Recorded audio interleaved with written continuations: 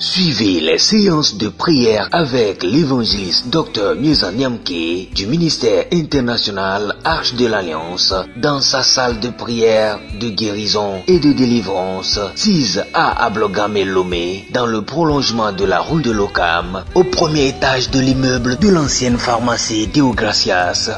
Viens à Jésus. Il est unique et il est le seul. La paix se trouve uniquement en Jésus. La grâce se trouve uniquement en Jésus. Le bonheur se trouve uniquement en Jésus. En dehors de Jésus, il n'y a pas la stabilité, il n'y a pas la sécurité, il n'y a pas la paix.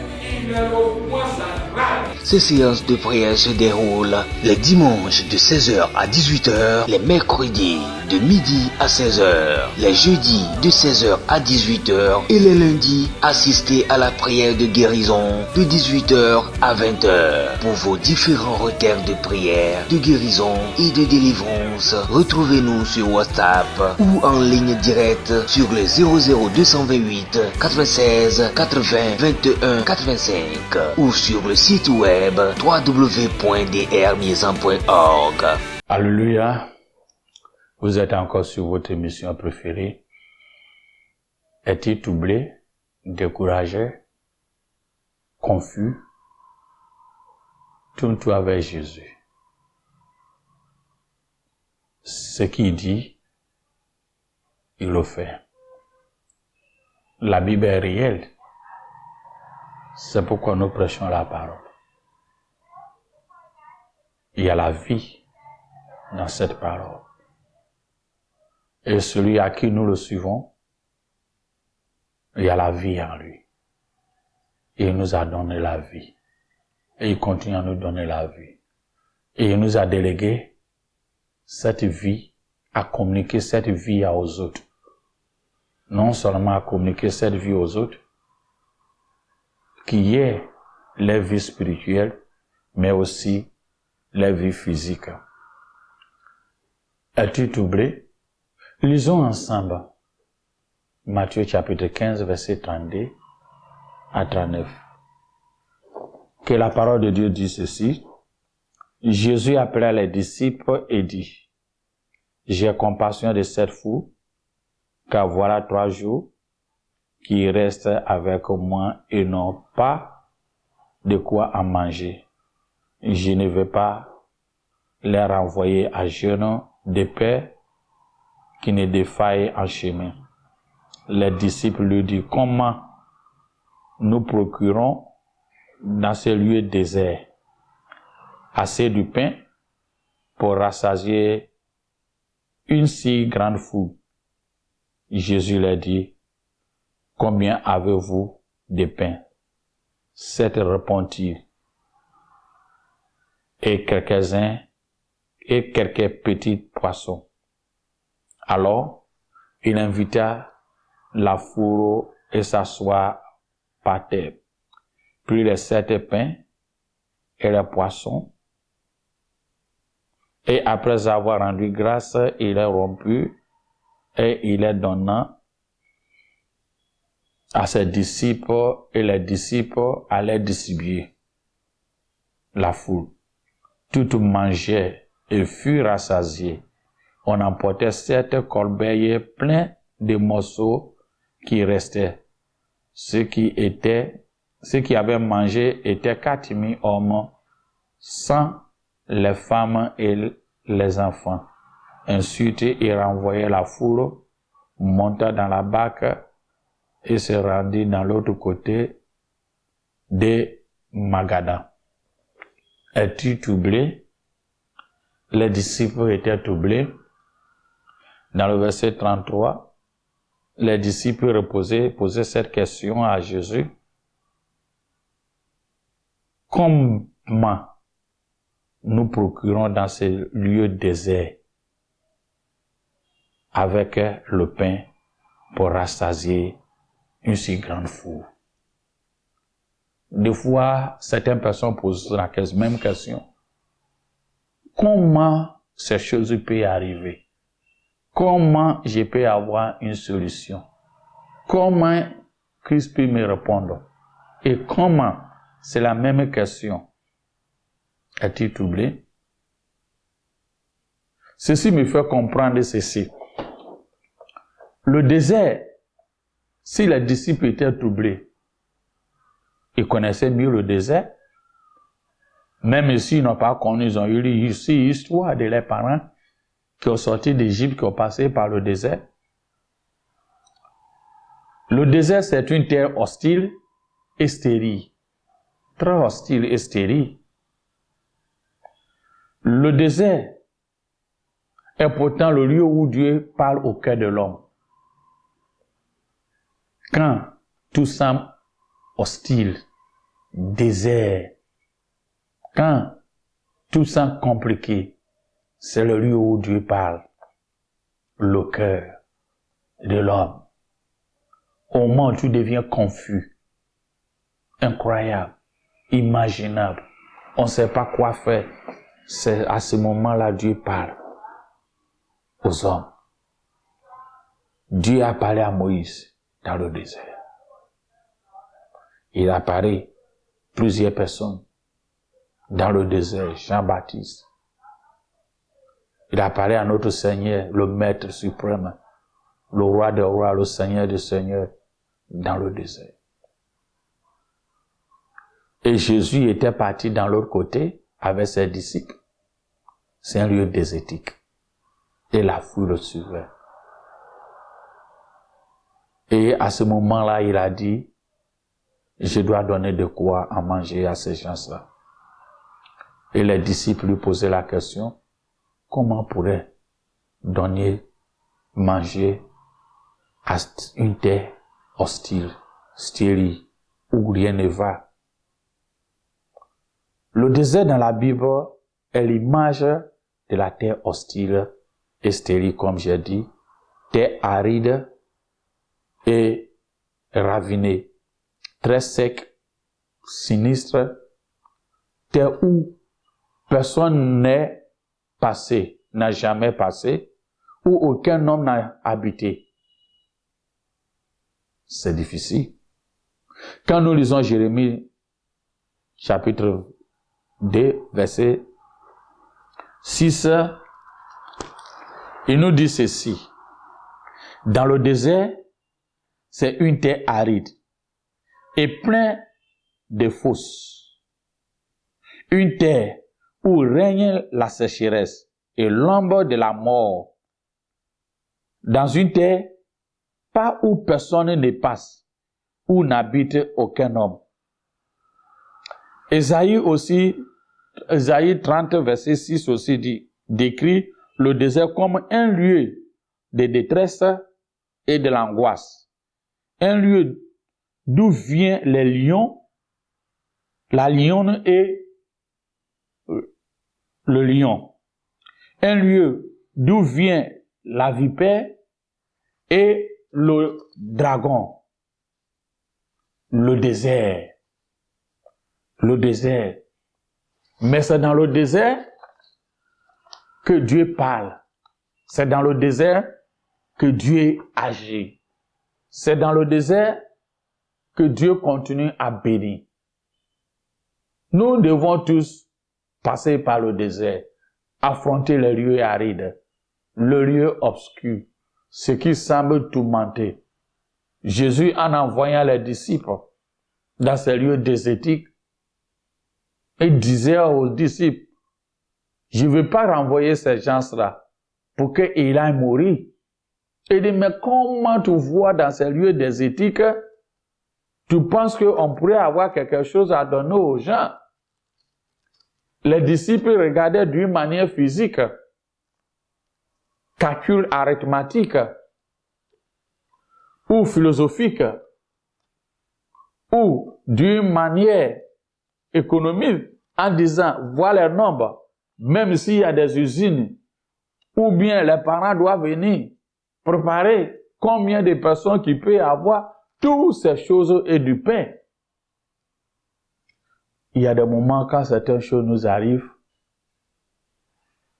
on se pose la question. La question que tu te poses, bon nombre de personnes aussi ont posé. Non seulement en nos temps contemporains, mais au temps biblique. Jusqu'à le roi David, à un moment, disait, « L'Éternel, je lève mes yeux vers toi. » Et encore écrit, « D'où viendra le secours ?» Quand il a dit, « D'où viendra le secours ?» Il était accablé de toutes parts, isolé, séparé, rejeté, méprisé. Il dit, « Je lève mes yeux vers toi. D'où viendra le secours ?»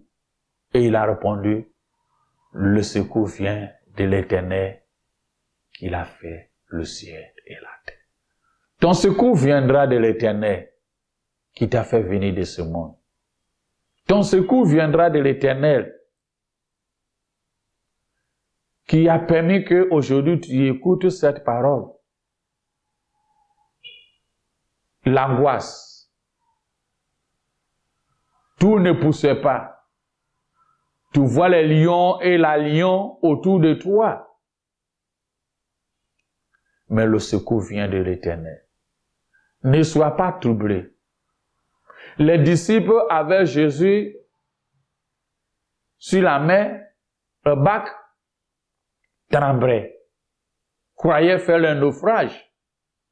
Mais ils avaient oublié que ils avaient un maître qui est Jésus-Christ. J'aime beaucoup Pierre. C'est un gars, je l'appelle et je dis toujours, il est smart, il est clairvoyant. Quand les disciples étaient sur la mer et les vagues venaient à gauche, à droite, il était le premier à dire à Jésus, si c'est toi, je veux venir. Parce qu'il rêvait des choses. À l'état, qu'est-ce qui se passe? Il était un expert pêcheur. Quand vous partez à mer, et au bon milieu de la nuit, dans les histoires de l'état, et tu vois quelqu'un qui ne fait pas partie de vous, mais qui est sur l'eau quelque part, sache que demain c'est ton tour à mourir. Tu vas faire naufrage. Soit le vent est venu, il y a eu le naufrage, et telle personne est morte. Donc en voyant quelqu'un au bon milieu de la nuit, sur la mer, ça veut dire que yo, c'est mon tour, c'est notre tour aussi de mourir. Alors, c'est ça il dit, il est smart, il est clairvoyant. Il ne veut pas rester dans le pirogue pour que si ça tourne, tout le monde doit mourir. Yo, avant que tous ces gens meurent, il vaut mieux que ça soit moi qui quitte d'abord avant que pirogue se renverse. Parce que dans nos coutumes, tout le monde sait que quand on fait la pêche la nuit, on est sur la mer ou la lagune la nuit, la lac la nuit, et tu vois quelqu'un comme ça, c'est que c'est un revenant qui est en train de vous dire que c'est votre tour à mourir. Alors Joe, bye bye, je vais vous laisser dedans. Moi, mon tour de mourir n'est pas encore arrivé. Donc il a crié, Jésus, c'est à toi, moi je viens. En montant sur l'eau, et il a commencé à marcher. Il dit derrière lui, indirectement dans son cœur, il dit, je vous ai laissé avec vos pirogues, mourissez-vous là-bas, parce que moi je suis pas prêt à mourir. C'est quelqu'un qui n'est pas toujours prêt à mourir. C'est pourquoi il a sorti le couteau pour défendre. Quand Jésus était à Gethsémani et puis on lui posait la question, il dit non, tu ne mourras pas. Il comptait sur ses calculs physiques. Donc, sur l'eau, et puis à peine il a commencé à marcher, il a commencé à réfléchir, il dit, oh, si cette personne-là me blague et c'est pas Jésus là encore, c'est grave pour moi. Donc, au lieu de regarder, il était dit, hey, si cette personne n'est pas encore Jésus, alors que quand on voit un revenant sur l'eau la nuit, c'est que c'est ton tour. Donc, c'est moi aussi qui dois être le premier à mourir alors. Donc, il a commencé à se fondre. Les uns et les autres disent qu'il n'a pas la foi. Mais si le plan historique biblique ne dit pas ça, mais il réfléchissait à ça. Et il a fait comment? Il a crié, Jésus, sauve-moi! Parce qu'il y avait plusieurs choses qui venaient dans sa tête, qui le troublaient. Alors où j'ai pas, il y a plusieurs choses qui viennent dans ta tête qui sont en train de troubler. Soit du travail, divorce, maladie, rejet, stagnation, échec en échec, soit lié, poursuivi par-ci, par-là, troublé. On s'est posé la question, mais jusqu'à quand, comment? Les mêmes disciples aussi ont posé la question, Jésus, comment pourrons-nous nourrir ces gens-là dans ces lieux désertiques, dans ces lieux où toi, tu sais que rien ne pousse, dans ces lieux déserts où tu sais que rien ne pousse. Mais sache que Dieu est Dieu. Il connaît la fin par le commencement. Il te connaît avant même que tu es venu dans ce monde. Il dit, je t'ai prédestiné dans Éphésiens. Je t'ai choisi. Tu fais partie de mes élus. Avant de ce monde, j'ai donné mon sang pour toi. Non seulement je suis mort pour toi, mais je suis ressuscité pour toi. Je te connais par nom et je vis avec toi et je reste avec toi. Je dis pas ça pour te flatter, mais c'est une réalité. Où la force de l'homme manque, c'est là le Seigneur même commence. Ne vous détournez pas de la réalité qui est en Jésus-Christ, en cherchant le chemin facile, raccourci, que tout ce qu'on fait, on le paye par cash. Le diable ne donne rien sans contrepartie. Tout ce qu'il donne, il a quelque chose qu'il va demander en retour. Au début, tout semble bon. Il peut te dire non, il n'y a pas de totem. Mais après, je connais des amis, quand on était à l'école, on les appelle des doués de classe. Avant même que le professeur même enseigne même, ils connaissaient même déjà la matière. C'est des possessions démoniaques. Ils étaient excellents, on les appelle les doués de classe. Des possessions démoniaques. On pensait qu'ils sont intelligents par rapport à autres. Des possessions démoniaques. Et ces gens ont fini l'école qu'on a fini jusqu'au jour d'aujourd'hui. Ils n'ont rien eu comme du travail. Les vieux ont dit, mais ces gens-là n'étaient à l'école, c'était mieux. Après ce temps, quand on fuit, on voit que dans leur famille, ils adoraient ce qu'on appelle l'esprit des eaux, des crocodiles, des parfums, des choses, ainsi de suite. Mais il te permet d'être premier en classe. Mais il t'attend au retour là-bas. Sa monnaie est que tu ne travailles pas. Non, il y a plusieurs manières mais le diable ne peut pas te tromper, enfant de Dieu. Que Dieu te donne la sagesse et l'intelligence et le discernement. Accroché à l'Éternel. Avec Dieu là, il n'y a pas d'échec. J'ai toujours dit, il n'y a pas d'échec en Jésus. Ce que toi, humainement, les gens pensent que c'est de l'échec, Dieu transforme ça en bien. C'est pourquoi Paul dit, toute chose concourt au bien à ceux qui aiment Dieu. Ce que les gens pensent que c'est de l'échec, ou bien toi-même tu penses que c'est de l'échec, ce n'est pas l'échec et ça ne serait pas l'échec pour toi. Attache-toi à Dieu. En regardant de ce monde, sur le plan politique, économique, les uns et les autres, en famille, tu te poses la question jusqu'à quand? Tu te dis, j'ai vieilli. Les filles, quand est-ce qu'ils veulent me marier? J'ai prêché la parole de Dieu à une dame, à une jeune fille. Et j'ai parlé, j'ai dit accepter, Jésus, il a accepté. Mais après, il pleurait. Il avait les yeux rouges. Au moins, il veut partir. Il dit, mais, il y a quoi? Il dit, non. Elle essuyait son visage. Et puis il dit, dis-moi, qu'est-ce que tu veux? Elle m'a posé la question.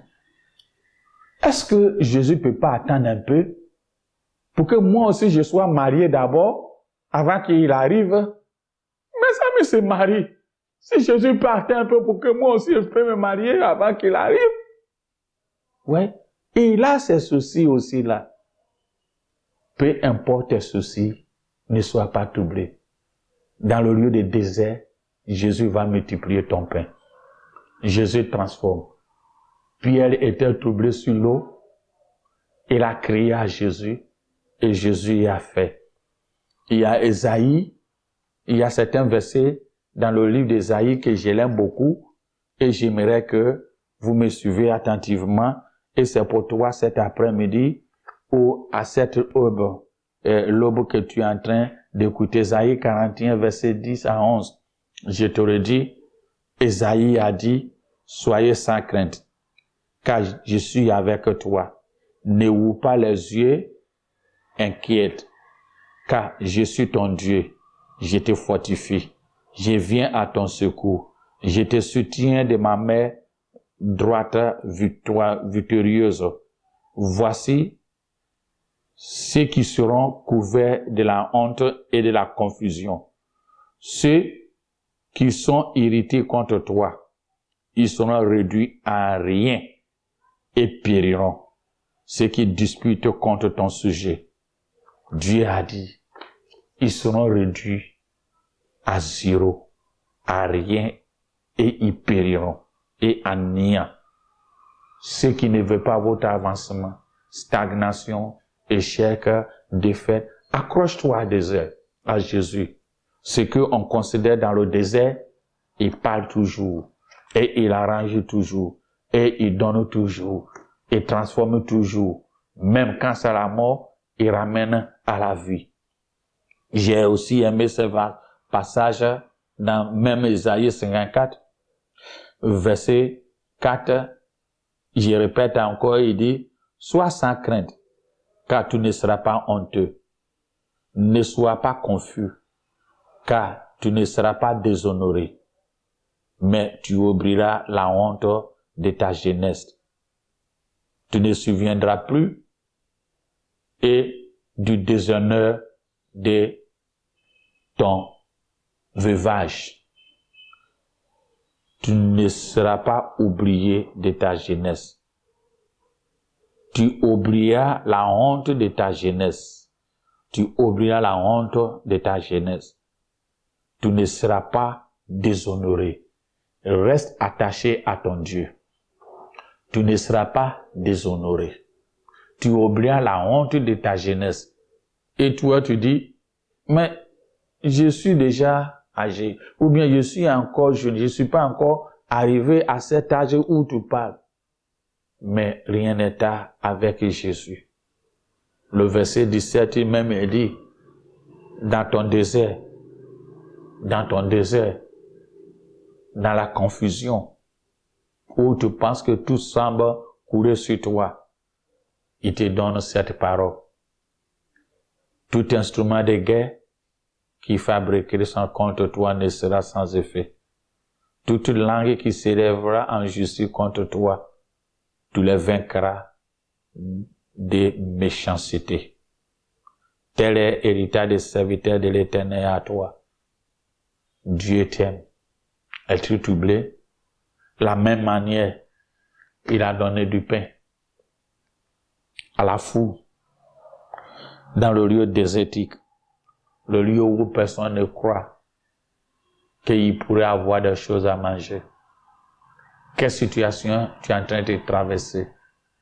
Dieu que nous parlons, Jésus que nous parlons, il n'est pas d'histoire. Mais il attend tout le monde.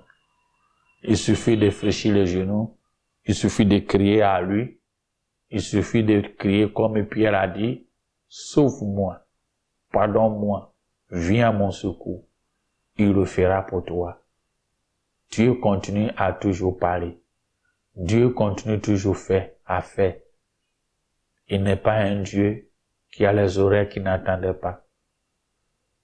Il n'est pas un Dieu qu'on le change avec de l'argent. On le change en pierre de rechange. Donne-moi ces bougies, donne-moi ces lots, donne-moi ces parfums pour que je fasse ça pour toi. Il nous fait gratuitement. Dieu va le faire gratuitement pour toi. Et si, arrivé un moment, tu veux bénir quelqu'un, tu le bénis et tu remercies le Seigneur pour ce qu'il a fait. Mais ce que j'ai à te dire, toi particulièrement, à ce moment où tu es en train d'écouter cette parole, et que tu es troublé, et tu es dans cet état de confusion, cet état où tu ne sais que rien ne marche, ce que je viens de dire, que le ciel se ouvre, et que Dieu transforme ton désert en une bénédiction pour toi, et que Dieu multiplie ton pain, et que tu ne sois pas déshonoré, et que tu oublies la honte de ta jeunesse, et que les instruments de guerre fabriqués contre toi, les idoles, les auteurs diaboliques, peu importe d'où ça vient, tu les écraseras. Pas de ta force, mais la puissance de l'Éternel. C'est Jésus même qui va le faire. Regarde, Gédéon sans force, avec 300 personnes, a détruit les Madianites. Regarde Déborah, une femme, avec Barak, a fait écraser une grande armée, les Cananéens. Il va changer. Que Dieu te bénisse, Dieu te garde, Dieu te protège, Dieu ouvre une faveur particulière pour toi.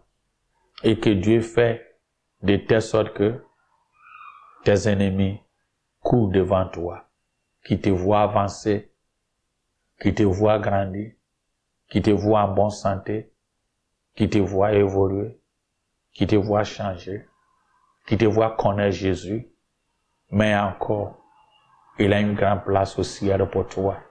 Sois rassuré, tu n'es jamais seul et tu ne seras pas seul dans ce monde où tu es venu. Sois béni, il te donnera ton Père dans le désert. Es-tu troublé? Christ est là pour toi. Sois béni.